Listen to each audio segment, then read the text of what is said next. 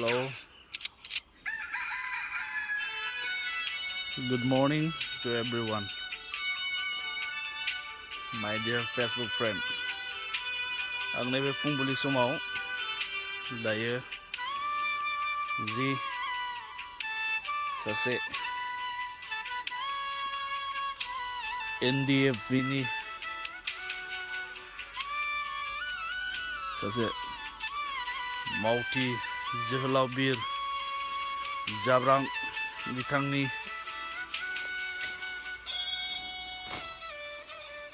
गोथै हाखराव दंफैयो।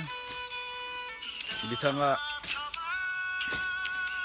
1992 आव रुंसारि जाना थांदों।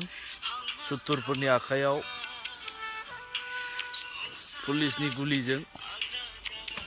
दिनै नैबे बिथांनि गोथै हाखर बेयाव दंफैयो। आगोलाव जोङो देखायनो हायाखैमोन मानोना बै समाव मोनथियोब्लानो पुलिसफ्रा दाय हमगौमोन। बिथांनि हाखरखौ दिनै जों गामि चिरां डिस्ट्रिक्टनि सिङाव थानाय बेंटल आरो बेंटल एरियानि सिङाव थानाय दाबसे गामि अन्थाइबारि बे गामियाव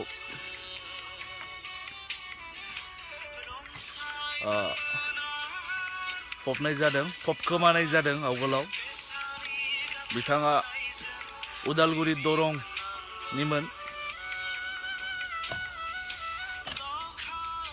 बिथांनि जिउ गोमाबा जोङो उन्दैथारमोन, बहुद उन्दै। दा बिथांनि गोथै हाखरा जाहैबाय रावबो जोथोन लायैलाय बेबायदि हाग्रा जानानै थाबाय। दा उदालगुरिनि सोरबाफोर दङब्ला जाब्रांनि न'खरनि खोन्थानो हागोन आरो नैबे गावनि न'खरनि बिसा बिर जोहोलाव बर' रुंसारि मार्टियास जाब्रां बिथांनि हाखराव फैनानै मान बावफैनो हागोन। अन्नानै सोरबाफोर मिथियोब्ला खोन्थानानै हो। जाब्रांनि न'खरनि मानसिफोर दङब्ला बेनोमोन। नै दायो जोङो फोसाबनानै दोननोसै। आवगोलाव बिथांनि जिउ गोमानाय समावबो बिथांनि बिब' आरो बिगुमै फैखादोंमोन।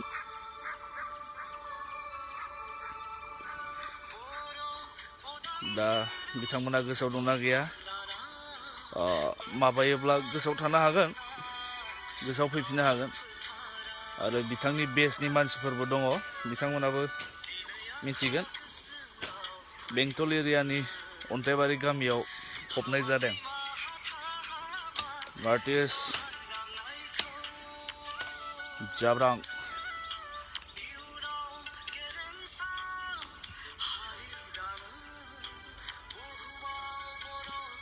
NDFB बुङोब्ला जाब्रांनि मुंखौ लाथारनांगोन।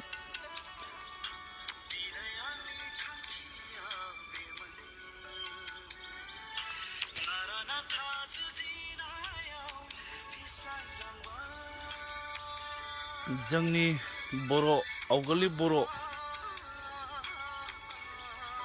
आबै आबौ आदै मादैमोना जाब्रांनि मुंखौ मोनथिथारगोन। जलदब आरो जाब्रां।